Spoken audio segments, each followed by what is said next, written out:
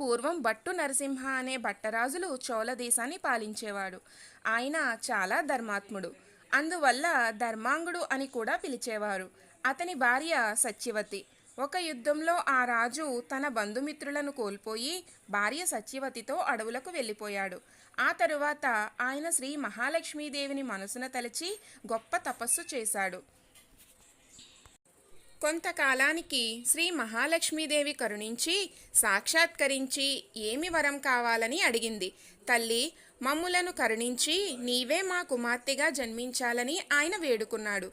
అందుకు శ్రీ మహాలక్ష్మీదేవి సంతోషించి తదాస్తు అన్నది. కొంతకాలానికి సత్యవతి గర్భాన శ్రీ మహాలక్ష్మీదేవి జన్మించింది. ఆ బాలికను చూసి మునులు ఋషులు ఎంతో సంతోషించి అనారోగ్యాలు లేకుండా బాగా బతుకమ్మ అని దీవించారు.